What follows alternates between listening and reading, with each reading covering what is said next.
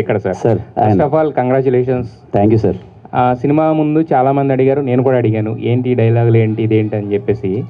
Cinema చూసిన తర్వాత ఏంటంటే నాకున్న ఒపీనియన్ మొత్తం మారిపోయింది యాక్చువల్గా. అంటే ఆ క్యారెక్టర్ ఎంత ఫ్రస్ట్రేట్ అవుతుంది అనేది మన కథలో లింకప్ అయి చూసినప్పుడు అది నాకు అంటే ఈ డైలాగ్ ఎందుకు వాడారు, ఇది బూత్ డైలాగ్ అని ఎక్కడ అనిపించలేదు. బట్ ఒక విషయం అయితే చెప్పాలనుకుంటున్నా, సినిమాలు చూసే పద్ధతి మారిపోయింది అనుకుంటున్నాం. మన ఇంటర్నేషనల్ క్రికెట్ మ్యాచ్ చూస్తూ ఉంటాం, మధ్యలో కాండోమ్ యాడ్ వస్తుంది, అది తప్పు కాదు. చాలా కామెడీ షోస్ వస్తూ ఉంటాయి, దాంట్లో మీరు వాడిన మింగేండి అనే డైలాగ్ 100 సార్లు 200 సార్లు వాడుంటారు, అది తప్పు కాదు. కిరణ్ అబ్బవరం ఏంటంటే కిరణ్ అబ్బవరం కానీ లేకపోతే సినిమా వాళ్ళు కానీ ఏంటంటే మా ముందుకు వస్తారు, అడగడానికి ఈజీగా ఉంటుంది, యాక్సెసిబుల్ కాబట్టి అడగగలం. అక్కడ దాకా వెళ్ళి అడగలేం కదా అనేది ఒకటి అనిపిస్తుంది. సో ప్రేక్షకులు ఇచ్చిన తీర్పు మనలో కూడా ప్రేక్షకులు ఉంటాడు, మనం మర్చిపోయి ఏదో ఒక రివ్యూవర్ లాగా చూస్తే ఇప్పుడు సినిమాకి న్యాయం అనేది జరగదని నాకు అనిపించింది. చాలా రోజుల తర్వాత ఒక మంచి ఫిల్మ్ చూసిన ఫీలింగు, హ్యాపీగా నవ్వుకున్న ఫీలింగ్ అయితే వచ్చింది సార్. ఇంకా ఈ సినిమా గురించి ఇప్పుడు కొత్తగా క్వశ్చన్లు అది ఎలా చేశారు ఇలా చేశారు అడగడానికి లేదు. You did it and you hit the మళ్ళీ అంటే కాతో ఏదైతే ఒక బ్లాక్ బస్టర్ కొట్టారో కేరామ్తో కూడా బ్లాక్ బస్టర్ కొట్టారు. Thank you so much. Enjoy the success first. Thank you so much sir. అంటే నేను కూడా అదే ముందు సందర్భాల్లో ఇంకా రేపు షో పడుతుందనగా ముందు కూడా మీ అందరినీ కలిసి నేను చెప్పింది అదే సార్.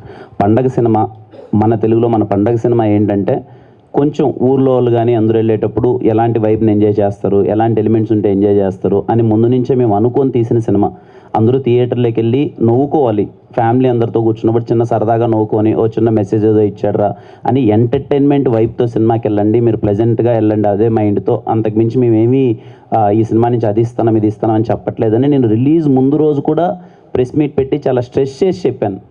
నేనేం ఎక్స్పెక్ట్ చేశానంటే అందరూ అరే ఒక పదే అదే విధంగా చెప్పారు, అదే సపోర్ట్ వస్తుంది, అలాగే చూస్తారు అది అనుకున్నాను. But yeah I'm so happy sir. చాలామంది మీడియా వాళ్ళు కానీ లేకపోతే నార్మల్ ఆడియన్స్ నుంచి ఎప్పుడైతే మార్నింగ్ షోస్ అన్నీ పడ్డాయో ఊర్లలో హౌస్ఫుల్స్తో కంప్లీట్ ప్యాక్డ్ థియేటర్స్లో చూసి సెకండ్ హాఫ్ అయితే నేను అంటే నాకు సర్ప్రైజింగ్ ఏమనిపించిందంటే సార్, మన మీడియా షో ప్రసాద్ ల్యాబ్స్లో షో జరుగుతున్నప్పుడు మీడియా వాళ్ళందరూ పగలబొన్న అవుతున్నారు సెకండ్ హాఫ్ కానీ రివ్యూ రాగానే నాకు చాలా సంతోషంగా అనిపించింది. అండ్ ప్రతి ఒక్కరికి సార్ ఈ సినిమాని ఎంటర్టైన్మెంట్ సినిమాగా చూసి వీళ్ళు ఎంటర్టైన్మెంట్ కోసమే తీశారు నన్ను ముందే చెప్పిన అది గ్రహించి అలా సపోర్ట్ చేసిన ప్రతి ఒక్కరికి thank you so much sir. Second హాఫ్లో అంటే మొత్తం ఫ్యామిలీ అంతా కూడా కథ లేదని మీరు అంటున్నారు కానీ బట్ కథ ఉన్న ఒక చిన్న పాయింటే సెకండ్ హాఫ్ మొత్తాన్ని గ్రిప్పింగ్ చేసింది, అది చాలా బాగా తీసుకెళ్లారు. కాకపోతే ఏంటంటే మరి చెప్పమంటే చెప్తాను, ఒక చిన్నది మాత్రం కట్ చేయండి, అదొక్కటి మాత్రం చాలా ఇదిగా ఉంది, తర్వాత మాట్లాడుతుంది దాని గురించి. మిగతా ఎవ్రీథింగ్ సినిమా అంతా కూడా మీరు ఇంతకుముందు చెప్పినట్టే సక్సెస్ని ఎంజాయ్ చేయండి. వాళ్ళు చెప్తూ ఉంటారు, రాసేవాళ్ళు రాస్తూ ఉంటారు, వేసేవాళ్ళు వేస్తూ ఉంటారు. Thank you sir. నాని గారు